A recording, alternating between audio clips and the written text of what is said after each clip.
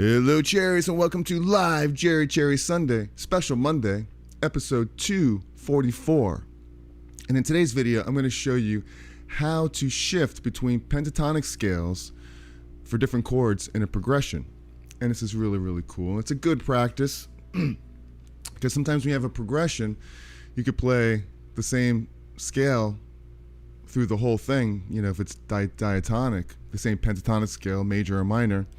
But in this example, we're going to play a different pentatonic scale for each chord that's in the progression. So I have a couple of different loops. We'll start with this one, and the progression is a G major to a B minor to an E minor to a C major. It's really the four chords, and we're going to use four different pentatonic scales. So over the G, we'll use a G major pentatonic. Over the B minor, we'll use a B minor pentatonic. Over the E minor, we'll play an E minor pentatonic. And over the C, a C major pentatonic. Sounds simple, right? And it is. But the trick is to really get it sounding smooth. And, you know, with this, you're able to target the chords and really kind of bring them out. Instead of playing just diatonically in one scale, which you can. You play a G major pentatonic pretty much over the whole thing. So let me just give you the example of what it sounds like here. Check this out. Here's the G, B minor,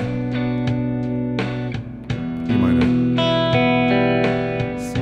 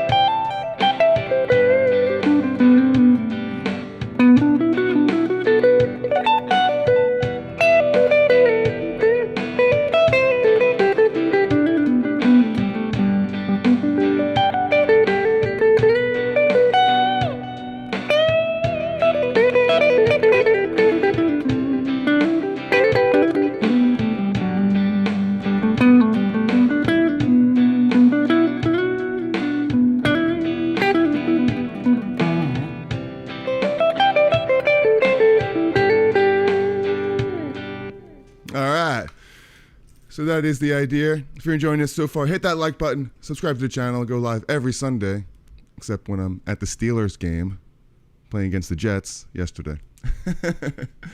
So really, really cool stuff here. And let's just get right into it here. You know, you could easily play just the G minor pentatonic, G major pentatonic through this whole thing. Sounds kind of like the Allman Brothers right there, right? And essentially I am right here. But within this one shape right here, you're going to find all of your pentatonic positions for the four different pentatonics, which is really cool. Good morning, Dana Leighton from Seattle. Give you a round of applause. What are you drinking this morning? I actually have some coffee here today, about a half a cup, so my cuppeth is not runneth over yet this morning. It's not runneth outeth. actually is what I'm trying to say. It's halfeth, fulleth. What's wrong with me? So we're gonna have a good time here today. And thanks for spending some time here on a Monday with me. So check this out. I started off playing down here in this position, in this G, E shape type. And the idea of this is really to play the pentatonic scales in one position instead of shifting all over the place. So if I'm thinking here's G, I'm playing, okay, well here's the G pentatonic scale. Like position 1 of the major pentatonic, right? Right there. Also thinking of the chord tones. Here's the triad within it, you know?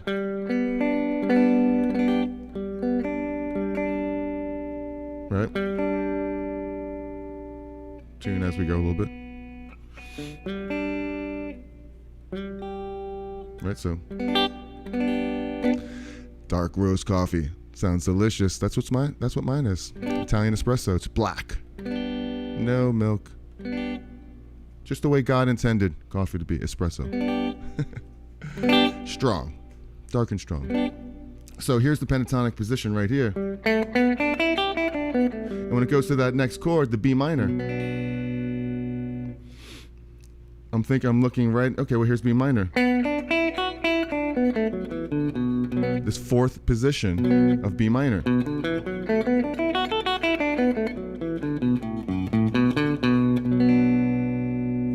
Or you can go up to here. You know, I mean, it's the same scale. Everyone knows and loves this pentatonic shape right here, but you know it right here too. I would think maybe the second area, you know, the pentatonic is right here. So why not play it here? That's the whole exercise for today, is to kind of keep it in the same area right here. Excuse me. So it's this position, and I'm targeting these notes of the chord right here, B minor. So here's a triad, B minor. And the only thing that makes it a pentatonic is that you're adding the 4th degree and another 5th note, the 7th.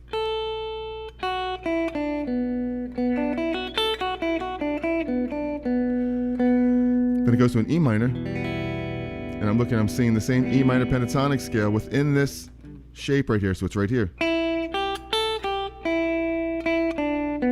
It's in the same shape as the G pentatonic shape. It's a relative minor is what it is, so it's the same position. But I'm focusing on the E instead of the G. So I got, and then the last chord, C. I'm playing it like this. So within this shape, where's C? Well, I play, here's a C major pentatonic.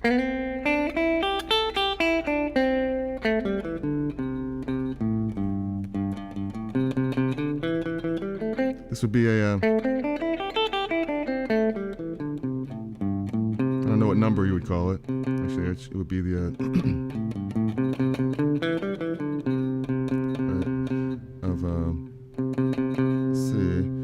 let's see, if it was the G, it would be up here. That's how I figure things out sometimes. So G is here. Right. That's the first one. That would be the 5th shape, so the 4th shape of that. The numbers get a little ridiculous sometimes because there's a 1, 2, 3, 4, 5 for major and minor, but as long as you remember the shapes, that's really the most important thing. Because we're breaking these up also into segments of the scales. We're not really running through all the scales. We want to keep it like as easy as possible. Here, that's the idea of this. We don't want to complicate matters because guitar is complicated enough as it is. Keep it as simple as possible. G major pentatonic. You can play that over this whole progression right here. Let me check this out. Slow down, Jerry. Check this out.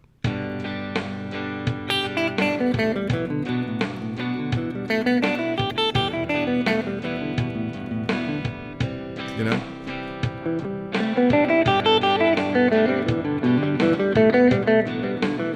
Mindless.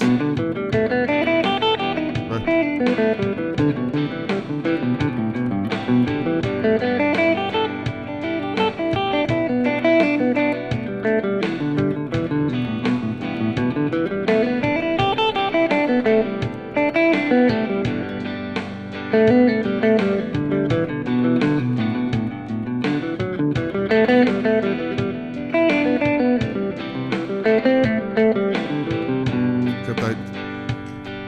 targeted some notes at the very end. But it's a mindless thing just to run up and down there. But the shape is easy. And it's hard to go wrong inside that shape with a diatonic progression like that. But the idea is within this chord shape to focus on the 4 chords over the G. But add those pentatonic notes that aren't in just the regular triads, just to give it a little more flavor of the pentatonic scale, which would be the 6th degree, you know, and then to the B. Because you could land on that for a brief period of time over that without it sounding bad. You know? It's a nice little trick. So you're playing the chord tones of the G, but then add that, it's the only other note, that 6th degree that differentiates this major chord. Because you don't have a 7th in the pentatonic scale. You're leaving that note out. It's almost, and you don't have the 4th degree. You don't have that note in the pentatonic scale. You don't have a 4th. So you just have the root, the 2nd, the 3rd, the 5th, and the 6th.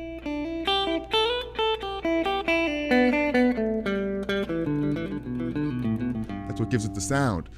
A lot of times it's what you don't play that's more important than what you do play.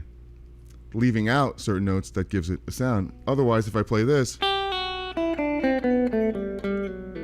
that's the major scale, you got the whole spectrum right there. But if I play,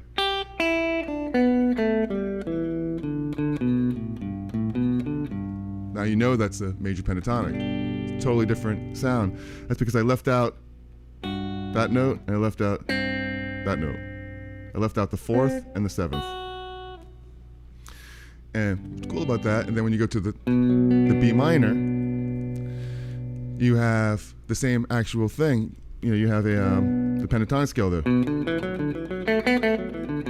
So yeah, I'm actually playing notes from the G minor. I mean, from the F, from the G major G major scale. But I'm focusing on just the 5 notes that are related to this B minor chord. The minor pentatonic, B minor pentatonic. B, the 3rd, the 4th, the 5th, the 7th. And that's the beauty of the pentatonic scales, major and minor, is that they're the same on all 4. So look, you got this G chord. It's one shape. When I go to the C chord, look, it's right here. Or it's the same thing, or if I play it up here. That position. Same thing. When I go to B, it's the same shape. It's the B minor pentatonic. It's the same shape. Root, 3rd, 4th, 5th, 7th, root. If I played it up here, that's the shape we all know and love. If I play it here, it's the 4th position. It's great to know. If you're only going to know 2 positions, know the 1 and then the 4 one. Because it's really close to what you're doing here. Then I go to an E minor. Same thing. It's the E minor pentatonic. But I'm doing it over here.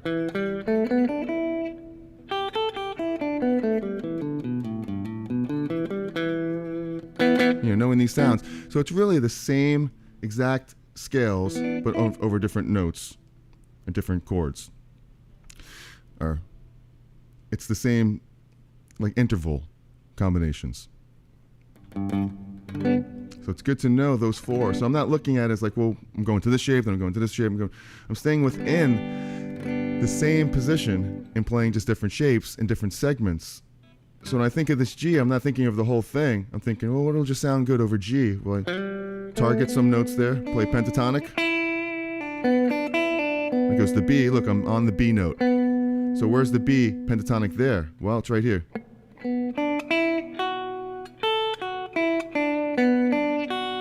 You know, root, 3rd, 5th. Root, root third. Here's the fourth. So I could kind of play with that fourth a little bit. But I want to land on that a little bit more. So the first one, I had the G, and I went to the 6. Chord tone. B minor. Then E, same thing. E minor pentatonic. You know, right there, and then the 5th. All right, go to the 4th.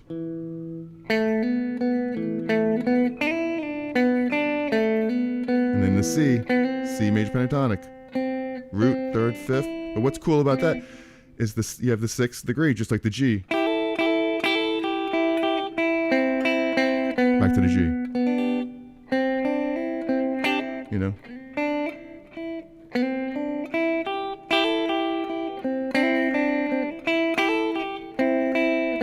G.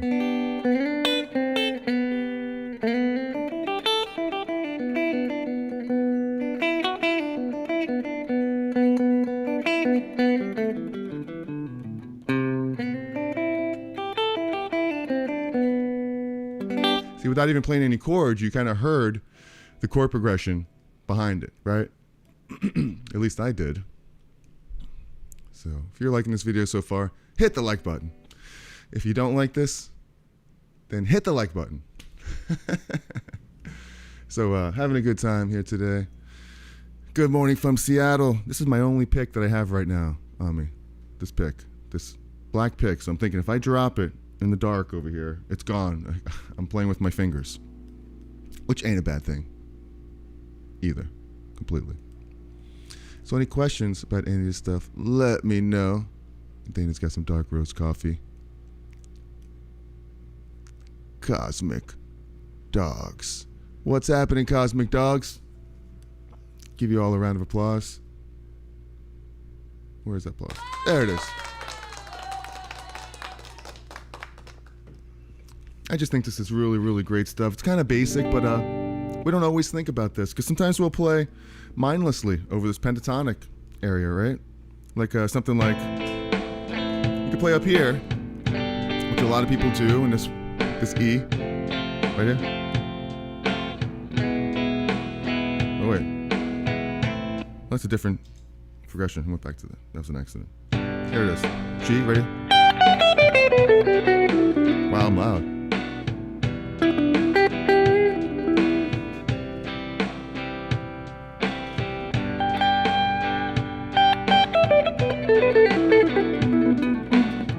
You know, you could mindlessly kind of noodle away in this one shape.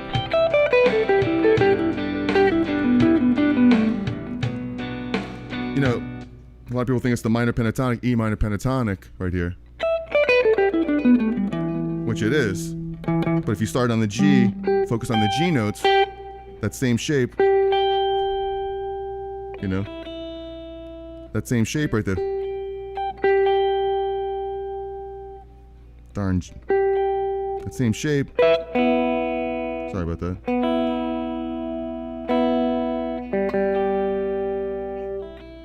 We'll get it. Close enough.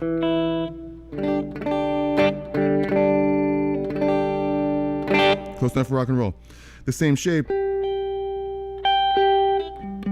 Starting on the E note, the G's.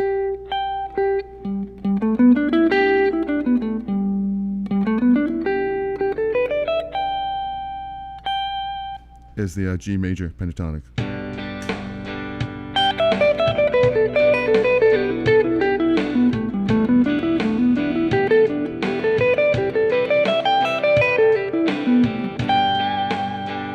You know.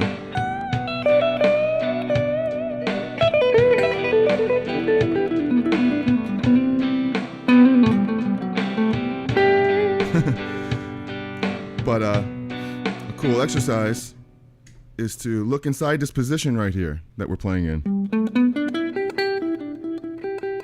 and go, okay, well, here's the pentatonic.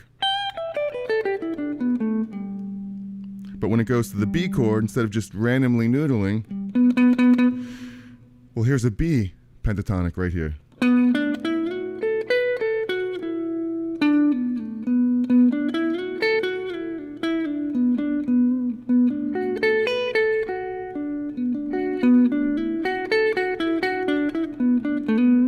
That sounds a little bit better than what if I'm just rambling around the, or a G major scale. If I was just playing just the G major scale, it would be like,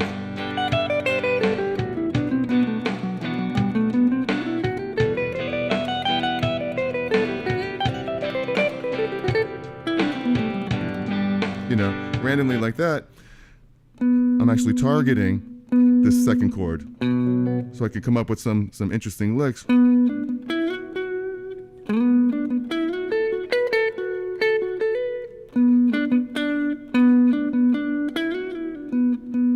the same thing when it goes to E. Look, I'm right here in the same shape. I'll just play E minor pentatonic. And we know and love this shape right here for pentatonic. Do all the licks you know and love. Because I don't know if you know this, but a lot of times you may get a little stumped when, a lot of times I say these things because I'm talking about myself here. But you may be like me and go, well, you might get, here's progression, it's in G major. Well, the first thing I'm thinking of is G major. When it goes to the E minor, yes, the relative minor, but are you thinking, wow, I can just go right to my favorite E minor pentatonic lick there? Because you can't do that on the G, you know, play the E minor pentatonic shape right there, unless you're focusing more on the G. You would have to think of, oh, a G major is what I would think of, and I would go, you know, that would be my go-to right there. But now that I have that second chord as E, well, that, you know, that's my favorite E minor pentatonic anywhere, and it could be down here.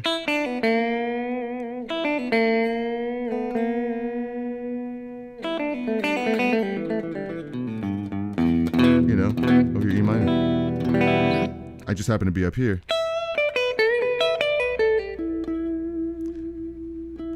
You know? And then it goes to C. And I'm thinking, okay, well, it's the same shape as this G. Only it's wherever you could play the C major pentatonic comfortably. I happen to be right here in this position, so here's the scale.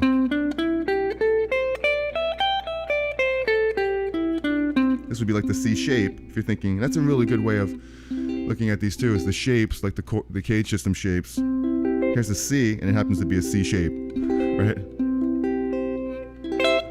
So within this, you have your pentatonic.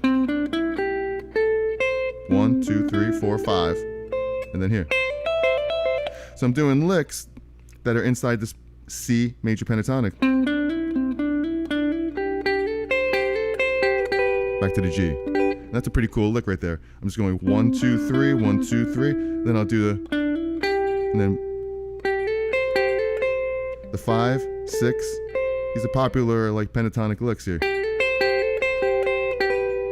Into the chord tones of the G. So you got the C, it's the last chord. So I just targeted from a C to a G. Right here at the end, check this out.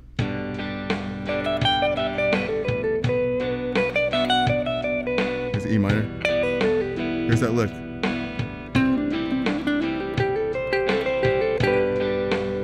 Right, so pretty cool there. Instead of mindlessly noodling through everything I'm thinking, I'm a little more conscious of the chords that are playing, underneath, and playing just 4 simple scales. It's really just 2 types of scales, but 4 scales. G major pentatonic, B minor pentatonic, E minor pentatonic, and C major pentatonic. And all those notes come from one scale, G major. And that's the foundation of this chord progression. So any questions about this stuff, please let me know. Having a good time here today. And no water. See, sometimes, you know, you have a checklist of things you want to do before you go live. I have to put that on the checklist. Get water. But I have coffee, so if I'm dehydrated, I'm going to be more dehydrated. But hey, why not? It's fun. And everything tastes better in my Cherry mug. Especially Italian espresso. All right. So, good stuff here. I love this stuff. And playing on a Monday, hanging out with you guys, Cosmic Dog, and Dana Layton. Bobby H. Love, I didn't even see you over there. Hello, happy Monday. Give a round of applause. Hopefully your weekend was great. I know I had a great weekend. I went to the Steelers game yesterday. That's why I missed this live. Sorry about that. I hate to admit this, but it was a last-minute decision, too. I was getting ready to go live yesterday, a couple hours earlier than 12, and I decided to go to the game, which I always wanted to go. I never miss a Steelers game when they come to New York. If they're playing the Jets or the Giants, I go. So there's that. But would you please repeat the names of the bass chords? Okay, well, in this progression, I played G major, B minor, E minor, and C major. And in the progression, it's the 1 chord, the 3 chord, B minor, 1 chord being G, 3 chord being B minor, the E chord being E minor, and the C being the 4 chord. And that's because you have the G is the 1. If I play the G major scale, you have 1, 2, 3, 4, 5, 6, 7, 1. G. 1, 2, 3, 4, 5, 6, 7, 1. So if I went 1, 2, 3, that's the B minor. 4, 5, 6. 1, 2, 3, B minor. 3, 4, 5, 6, E minor. It's a 6 chord. Back to G. And 4, 1, 2, 3, 4, C. So I'm just following the instructions here in the scale. 1, 2, 3, 4, 5, 6, 7, 1. So the 1 chord is G. The B is the 3 chord. E, 6 chord. 4 chord, C. Part of the progression. Hopefully that answers your question there, Dana. I have a 2-track pad. That's cool. 2-track pad. I don't know what that means exactly. What the 2-track pad is. 2-track pad.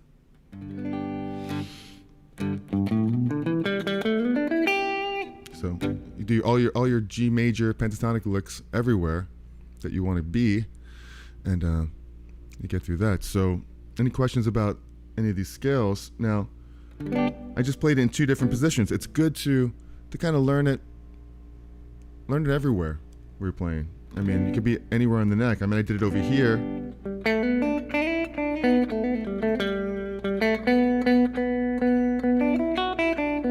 know, to the E.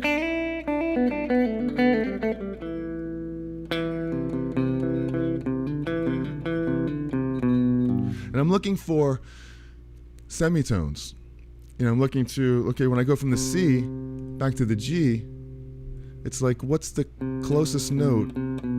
It's right here, the C down to the 3rd of G. So when I hit that 4 chord, well, I'm thinking, while we're in C, I'm thinking about, okay, hopefully I'm thinking of where am I going to land smoothly into the G chord while I'm in C. So I'm playing up this scale, and I know already, here's the C, I know that I'm probably going to go back to this note, the G. I mean the 3rd of G.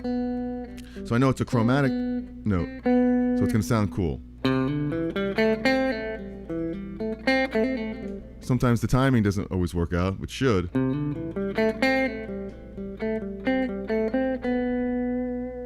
know, that's another exercise to work on, how to get the target notes smoothly. And the same thing right here, I'm on the G of the pentatonic, of the G chord, and I know the next chord is B minor pentatonic, so I know I go down a half step, because there's the B, because I could see it in my head, I could visualize, not in my head, but I could visualize it on the neck. There's the B minor pentatonic scale. And hopefully it'll sound good there, which it does. And I can even go I know the next one's E minor, so, and I could visualize the E minor pentatonic there. Look here, my hand's in that shape of E minor, which is an E power chord right there. So I see the outline.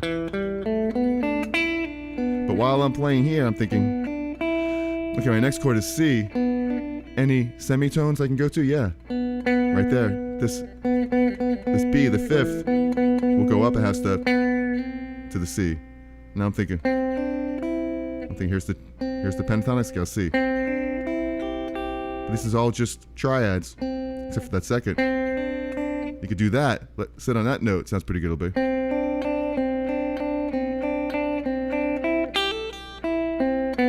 Back to the G, or up to you. Up to the third of G.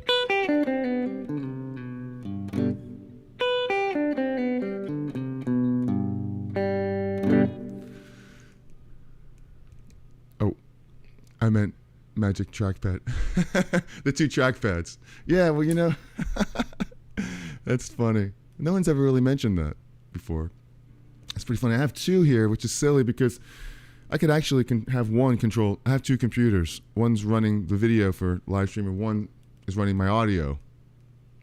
Don't ask me why, but they work better that way for me. Instead of putting all the strength on one computer, I have two computers, and this one's running the video one, which could pull up comments and stuff like that.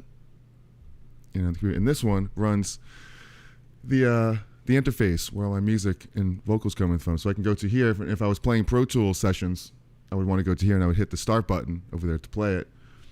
I don't really have to do much with this right now because I'm just running through there and all the levels are set. But if for some reason I felt that was too low, I can go over to here and do that. But a lot of times I'll hit the wrong trackpad. I'm wondering what's going on. And I'll delete something very important by accident. So yeah, pretty cool. And yeah, I use one myself. That's why I thought it's funny to have two. Yeah, I tried once where you could set up one to do both, but I wound up not doing that for some reason. I don't know why. I have to go back and remember why I didn't do that. Maybe because when you turn off one computer, it stays with one, or something was weird. I don't always have both on, only when I'm live. This is my live stream computer right here. Yeah. So GBEC 1364. Thanks. Absolutely. That is the chord progression. G. And I wish I had a backing track to give you here. But I just created this loop on the fly. And that's the beautiful thing about having a looper. I have the loop station, the Boss RC5. But I have an RC1 too, like $100, these pedals. I made videos on both of them. I'm not sure how to use them. Back when I made more gear-related videos, I don't do as much of. But it's great to have a loop pedal because on the fly, you just create a loop like this, and you could practice your improvising over it. I mean, it's just the best invention ever. It used to be that you needed somebody to come over and go, okay, just go with this. Play this chord, and then you would switch off, and try things. But the looper, just like anything, eliminates people from your life. So, all right. We're having a good time today, I hope. I have another example here. It's a different type of progression here, and but ultimately it's like the same type of thing. But there's one tricky chord at the end. I'll show you. Check this out. Here's the progression. A minor, G, F, E major. So you do the A minor pentatonic scale, F, E. So you got the G major pentatonic.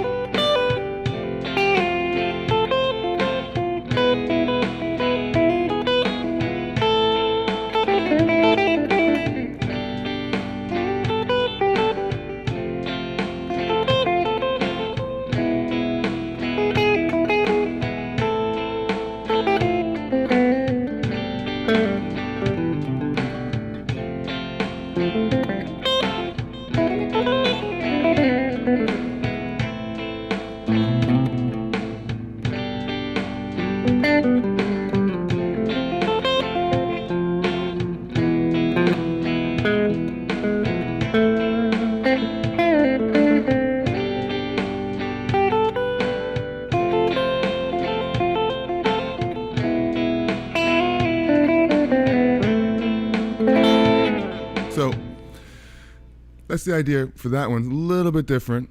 Right there, I have a an A minor chord.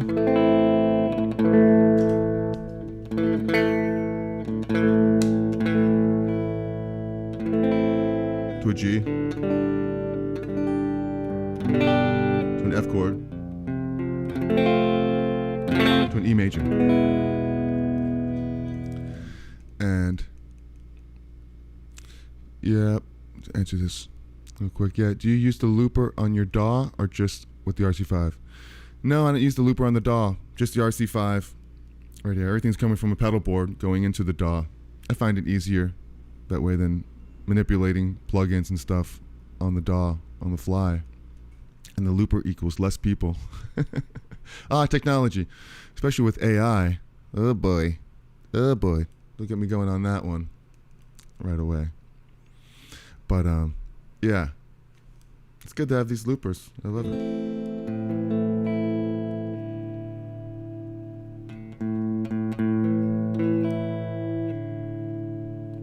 Now, if AI could tune my guitar the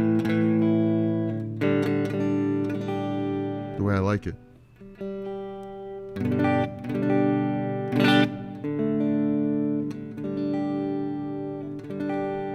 see, now it's a little sharp.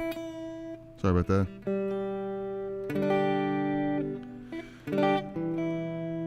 Right? Little compromise. Okay. Guitar's not a perfect instrument, and neither am I, for sure. And so this progression right here, check this out. We have, it's a little bit different. There's one tricky thing at the end, the E chord at the end. We have A minor, G, F, E major.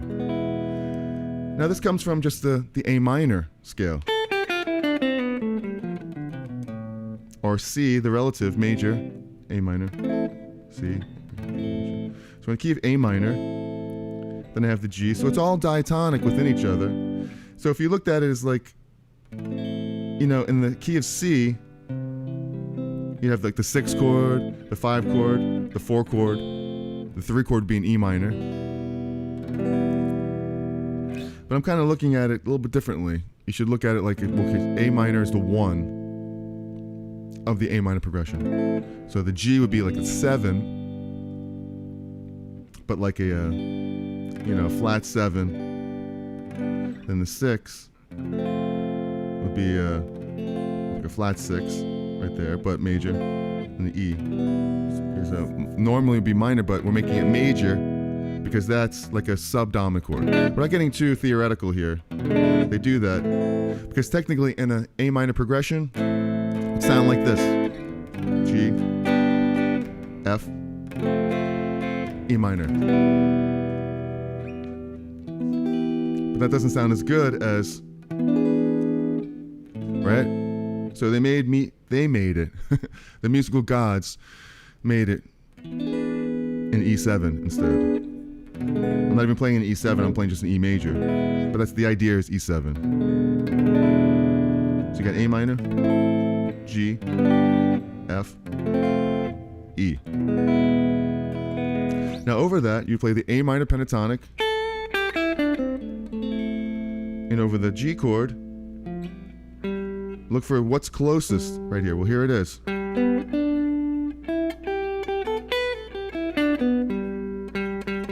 You know, right there. There's the pentatonic, G pentatonic. Where's F?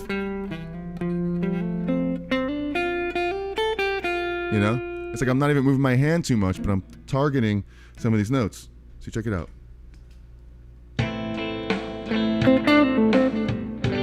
G, F, E. Right? So, pretty cool stuff like that right there. I played through And that's what's great about knowing all the positions for the major pentatonics and the minor pentatonics. But we don't really care about all that right now because we're just focusing on where the pentatonic scales are within the shape, this easy shape. Because once again, you could just kind of blaze, mindlessly through all these. Check it out. A minor pentatonic.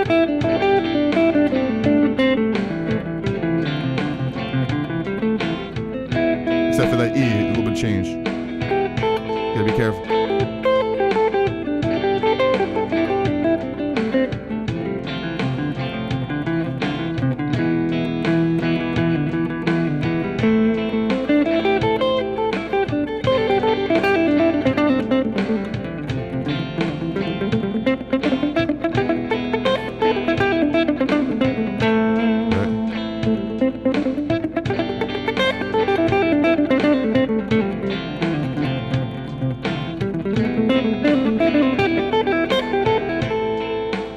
Mindlessly, although that sounds pretty cool, I think, probably. Instead of just mindlessly going through that, I am focusing on these 4 chords. Pentatonic. And it goes to that G. G pentatonic. F. F pentatonic, major pentatonic. And I did the same thing as I did before, remember, in the C, but in the shape. So that's the good thing too, is that each shape, you start to think of certain licks that you're familiar with. So whether I'm in a different song, a different chord, this shape in the pentatonic position carries certain licks within it that I could do wherever. So I'm going to play that same thing I did before, but on this F chord. Before I went to this, remember? And I could still do it. But I went to A minor. So I went. Whoops. Except in this case, it was from the F chord to the E though. So it's different contexts, but the licks you could do are all the same.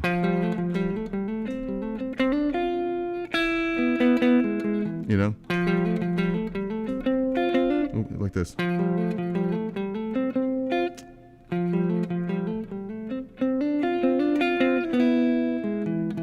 Now here's the tricky part. Over that F, over the E chord, you can't really play the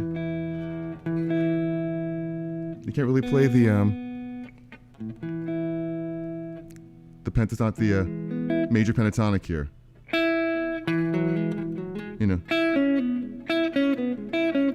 You want to play probably like a dominant pentatonic. So that's a third one right here. Because you can't really play the, it wouldn't sound right. See, watch, I'll play for you as an example. Check it out.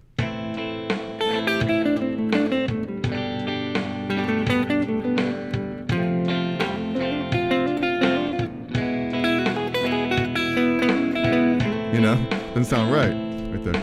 Because, like I said before, it should have been an E minor chord. But they changed it to an out of key chord, E major.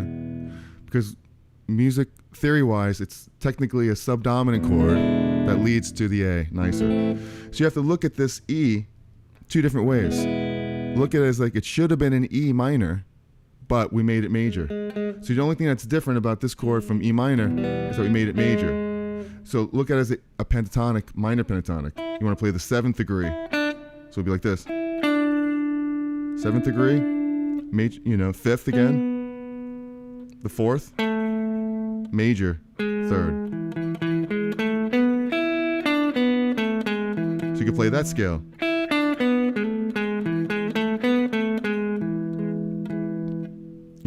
Or it's almost like the A harmonic minor, because when I did it a few times, you could take the E and play the minor 6th of the A minor, like gives that A harmonic minor sound.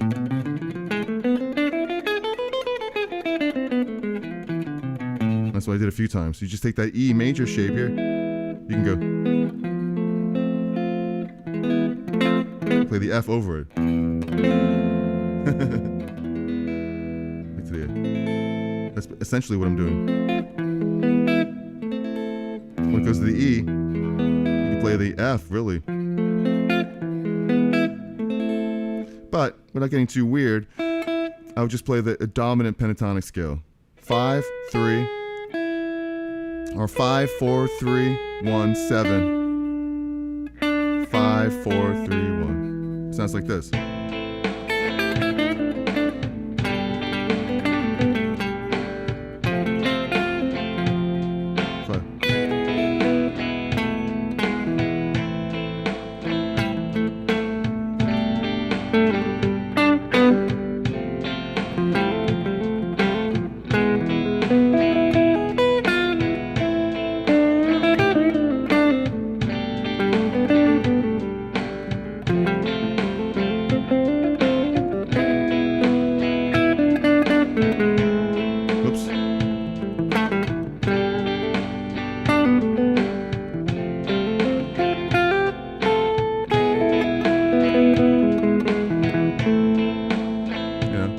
Basically, like that. Playing the changes. Yes. Absolutely. For sure. And, I'm sorry, I don't even know what your name is here, but thank you for the comments. And I could see, because I don't read Chinese, if that's what that is. What's your name? Because I can't understand your name there. And I started using Logic Pro recently, but I always used the RC5 looper before. I started using Logic Pro, for a looper situation. That's pretty cool. See, there's lots of loopers in DAWs, which is a cool thing. I should look into that as well. Which I recently played. I always use the RC5 as a looper for. Yeah, it's pretty cool because it's just handy. You know, you don't have to have all the DAW on. You know, I don't have Pro Tools on at all. I'm just going through the interface. I have the console open it's a UA console, the Apollo Twin. So that's pretty much it right there. Playing the changes. And is the 5-note dominant pentatonic scale similar to based on the Phrygian dominant? That's a really great question right there. It's the 5-note dominant, and I did a quick video on the dominant pentatonic. But I would say the difference is, like over that E chord. So if I did an E right here, the position you know and love. E minor pentatonic is like this, right?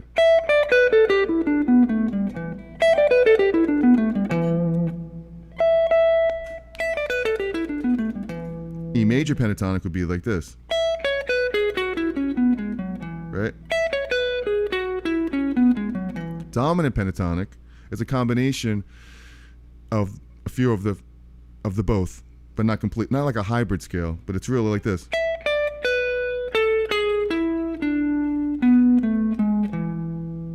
Right?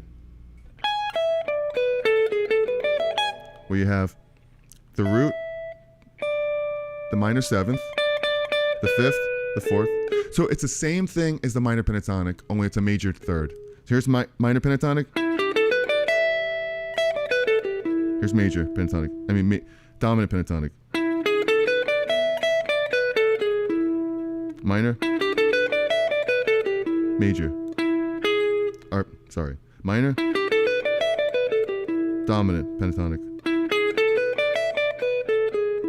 So it's just the minor of these two notes. Minor or major note. Major. And it works over the E there. Look. You know?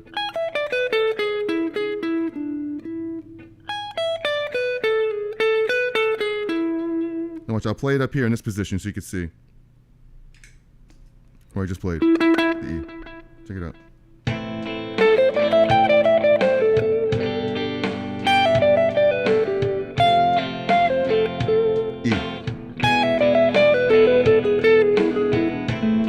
See?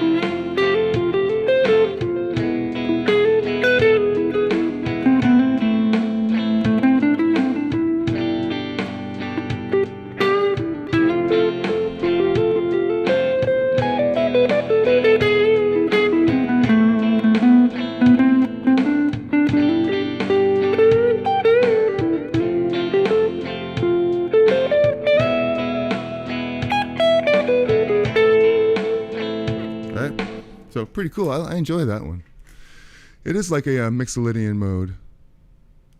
It is. It's pretty much the short, abbreviated version of Mixolydian mode, which is.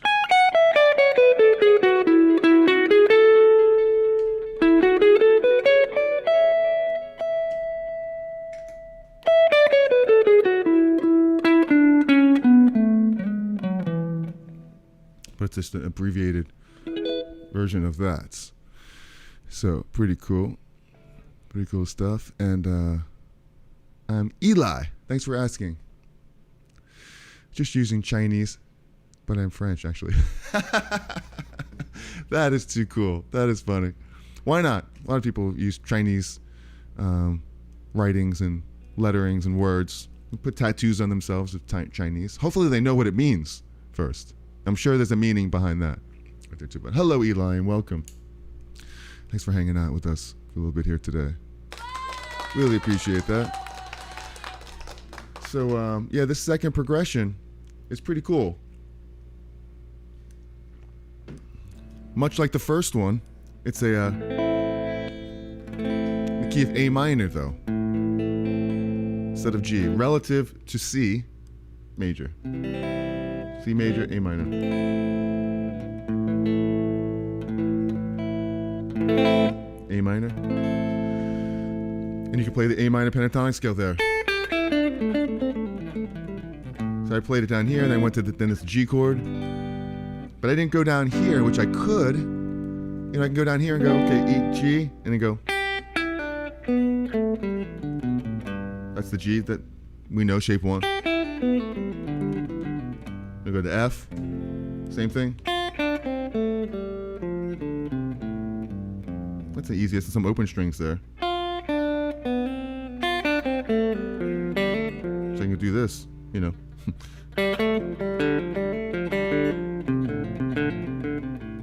And you can do that. Some open stuff, which is pretty cool. Check this out. Check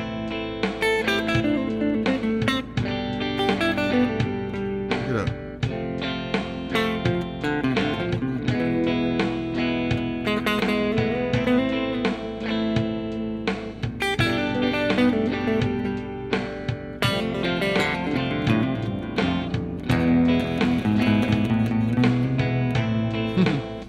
Get some things out of it, some open strings there. But I played it more in one position. And I played it more like in the same shape. So when it went down to G, I played it here, this G shape. So it's really great to know the pentatonic scale everywhere on the neck. I know it sounds daunting, it sounds like a lot, but really, I'm not thinking about it everywhere. I'm just thinking about it right here, where I am. And I'm playing, okay, here's the major pentatonic scale, because it's the same for every note. If you said it, if you said G pentatonic, okay. Or if I was up here, I'm not thinking about, well, what position or what number position. I'm just thinking of the 5 notes that are in the scale. You know, it's a good practice and exercise to actually know what the positions are, because everything helps. But in the context of playing, sometimes you don't want to think of that. You want to just think, okay, well, here's the G, and what can I do that'll sound good right there? You know, right there, the F. And if I'm right here, I'm thinking pentatonic. Well, I have to think of, you know, the root, second, third, second, root, sixth, you know. Oops. Right there. See, that's wrong. And right to E. And when I'm on E, I'm thinking, okay, the dominant pentatonic scale right there.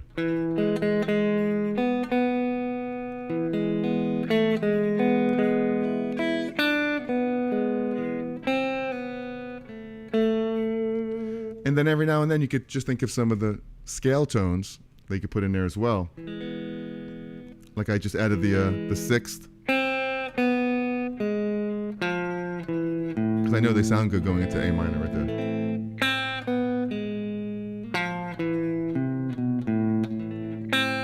right here.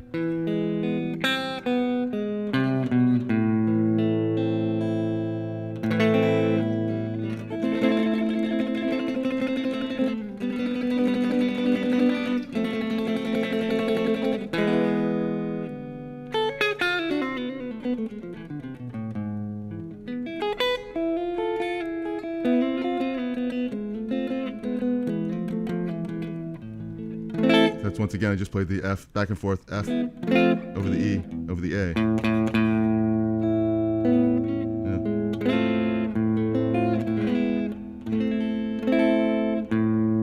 Yeah. Or, I mean, over the E. Oops.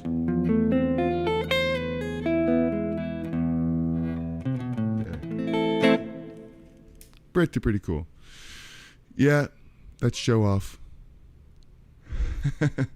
Yeah, that's show off. I don't mean to show off in any possible way. Here, possibly. Yeah, but I'm human. Sometimes we do that. That's what we do. But I'm trying to just show the scale here in the simplest possible way of playing over this progression here. Sometimes, you know, the hardest part is just kind of just playing really simple and focusing on, and it becomes easier doing that too. You're not really thinking of, okay, showing off or doing anything crazy.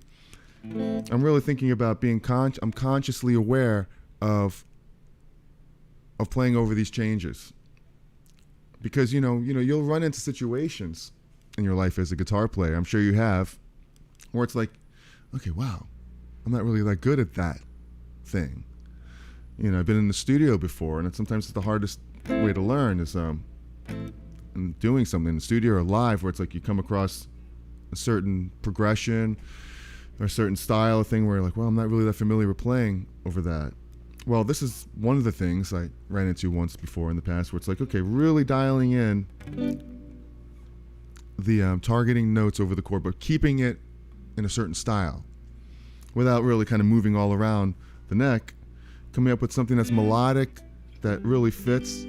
And the thing is, sonically, in tonality wise, it doesn't sound as good when you're going all over the place. In a lot of cases it does, but sometimes you want to keep the same tonality in a phrase, and that only happens by playing in one area, because the guitar sounds completely different here than it does up here, than it does here. Hear how it's getting darker as I go to the lower strings and up higher right here? The same scale.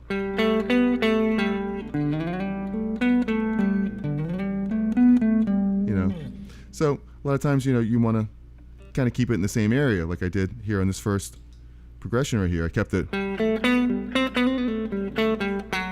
See, that's saying this note was part of this phrase. Over the B.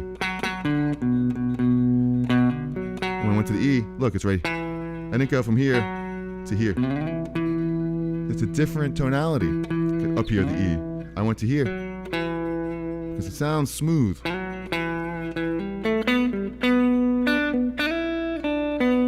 To the C, I didn't go right to this B. I'm sorry. When I went to the C, I didn't go to here.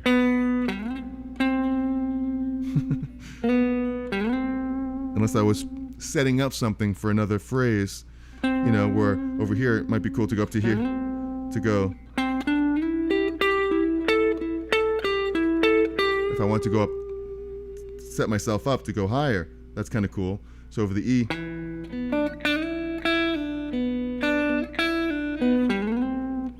like an E.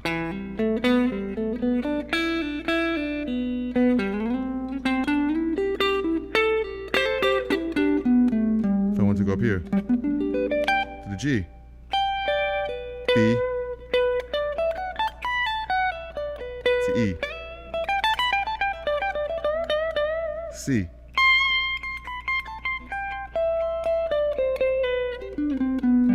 G. So I'm seeing the pentatonic scale, not for positions, whatever. I'm just seeing the 5 notes. I'm seeing the chord tones. I know where I want to go. Bada bing, bada boom. Everyone's happy. And yeah. So hopefully we're having a good time here today. And any questions about that stuff, let me know. Yeah, that's show off. I'm not showing off. I'm not. Hopefully I'm helping more than I'm showing off here. If you feel that I'm showing off here, hit that like button. If you feel I'm not showing off, I'm just trying to help here, hit the like button. And French. Of course you're French. I love the French. I was just watching a great show on Apple TV. It was called Franklin, the story of Benjamin Franklin, and how he. I'm not gonna tell you the whole story of Benjamin Franklin, but it's a great show. When he went to France and manipulated them, I suppose, into fighting the English for our new country here. Right? Not so new anymore. The showing off was for the Chinese tattoo part. Yeah, the Chinese tattoo. That's cool. You still haven't told us what it meant, what the symbols mean here yet. You don't have to, though. You could lie about it. So, yep, really, really good stuff here. So, the matching the pentatonic scale with a chord progression, we did it two different ways. You could play just one pentatonic, like I said, through the whole thing. Now, what's great about this, and I'll show you this one last thing here. A good practice, and the ultimate goal, I think, is to, this pentatonic, 5 positions of the pentatonic, major pentatonic scale, right here, right? Then you got one other one here. You have another one here.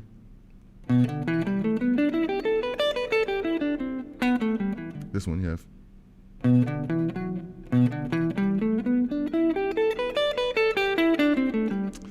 What is it? It's here.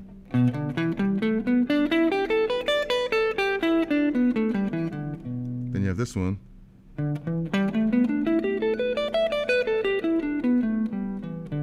Then back to this one again.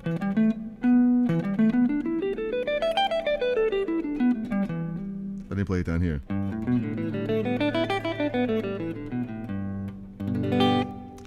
It's the play. You're in G. Well, man, you have it all over the place. You have the G. It also matches the cage system chords. G there, G there, G there, G there, G there. Everywhere. So a good way to practice this is to learn this progression in every one of these positions right here. This is really, really good idea to do that. So if you're whatever chord shape you're in right there, the G, you have this pentatonic scale, the G,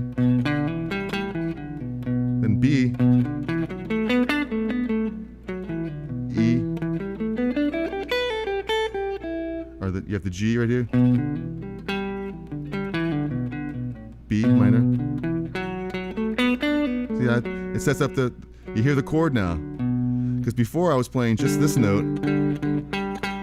If I continued to play that, when it went to the B, it would sound like this. Not like this. Yeah, it's legal. It's a note in there. In the scale, but it doesn't sound as good as. And then E minor. And I see the C right here.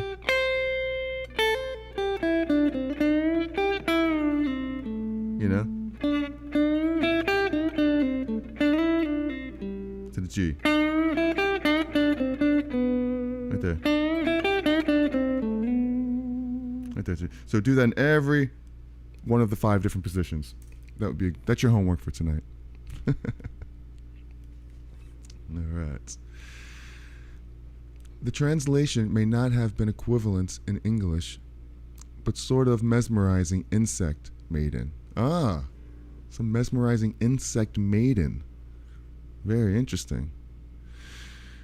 Almost like a killer killer bee or something, like a queen bee. You know, an insect maiden. Is a bee an insect? Anyway, I think so. Isn't a maiden a queen bee is? Poetic. Right? But yeah, sort of. Well, of course. That's pretty cool. The French are very poetic. And so let's see. All right. Well, thank you. You know, I do have a guitar course here I'll just mention here. See, it's called the Essential Skills Collection for Guitar. My guitar course, the Essential Skills Collection for Guitar. I go over 4 topics. Fretboard memorization, where you could find the notes, all the notes easily all over the fretboard. A circle of fifths, where you really could, all the music lies within that circle of fifths right there. It's really interesting to look at it and see all the chords and how they connect to each other. Then there's a section on blues soloing, where I have lots of different backing tracks and PDFs. And we talk about the important things like vibrato and bending strings in tune, and what scales to use in the blues. And then the cage system, where I just show, kind of like what we did here before, I showed different shapes going up the neck, but I do it in a 2-5-1 type of scenario right there, which is really cool. So check that out, the Essential Skills Collection for Guitar. It's in my description, links in the description. So please check that out. Thank you very much for that. So any more questions here, let me know before we wrap it up here for today. Special Monday. And could be a spider. Could be, that's right. Wow. And spiders give me the creeps. No, actually I don't really mind spiders too much. Like Spider-Man. Big Spider-Man fan too. But a maiden spider. Mesmerizing maiden insect. And the monthly course, it's not a monthly course, but it's just a guitar course with 8 videos, 4 subjects, 2 videos per subject. And I'm always going to update it. That's the beautiful thing about the Essential Skills Collection. I've updated it already and have some more updates. So once you're in it, once you get it, you're in it for life, forever. And I'm always going to be putting new things into it. And I really take a lot of time and pride in making the course, and it's not just sporadic. It's very professionally made. It's separate videos, not live videos. I make these and constantly adding to it. And I think it's an important structure of things within these 4 things. That's why I call it the essential skills, because it's essentially what we need. No frills in there. It's real basics, thing that I feel are really important. So check it out. Link in the description. It's thank you very much for that. I appreciate that. So all right. So any ideas for anything for the future for next week? Let's see. Next week I will be here on maybe Sunday. Actually, no, I'm gonna have to push it back to Tuesday, because I'm coming home from a gig in Vegas. I'm playing in Vegas and I'm playing in California this weekend. I'm going to I'm going to it's California, Vegas on Saturday, California on Sunday, flying home on Monday. So Tuesday. I'm not gonna say see you on Tuesday. I see you next Tuesday. It's not next Tuesday, it's this Tuesday. See you this Tuesday coming up. Not tomorrow, next week. So look for me then. But any more questions about any of this stuff, let me know. I'll run through this one more time, these 2 progressions, just to have fun. And check this out. Here we go.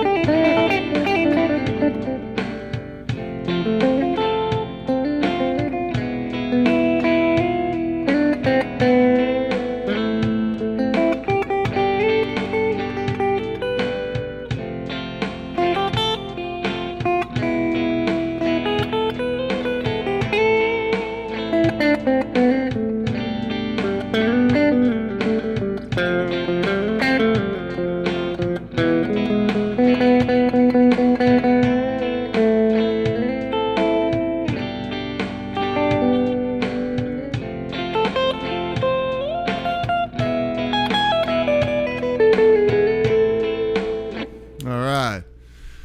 So, thank you so much, guys, for spending time with me. Excuse me. Thank you so much. Too much coffee, I suppose. For spending time with me here today. Really appreciate that.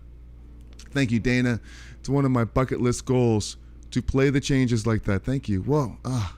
That's really cool of you to say. It's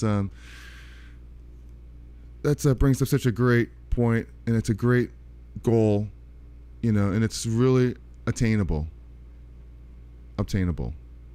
and you will get there for sure. And I will help you. So any way I could do that, let me know. Where you feel stuck at all, email me, info@cherry. If you have any questions, any ideas about future lessons and stuff, and bucket list go to play the changes like that. Well, you know what? You will. It just takes a little bit of practice and focus on those scales. I think what I'm doing is a perfect example of really just dialing in on an easy way to locate those notes for phrasing ideas. So thank you, Robbie. Have an awesome week, everybody. I'll see you on Tuesday next week. So you guys are the best. Thanks for hanging out and spending time, Robbie and Dana, and I forgot what your name was in Eli from France, and Robbie H. Love. And thanks for everyone who popped in and who's watching now and in the future, Cosmic Dogs. So I love you. So remember, guys, you are the best for sure. Be cool, be kind, be cherry. And if you want to see another video on the 5 pentatonic shapes and positions, I'll put that right up there for you. Thank you. I love you. And have a great week. And I'll see you soon. Ciao, y'all. Yeah.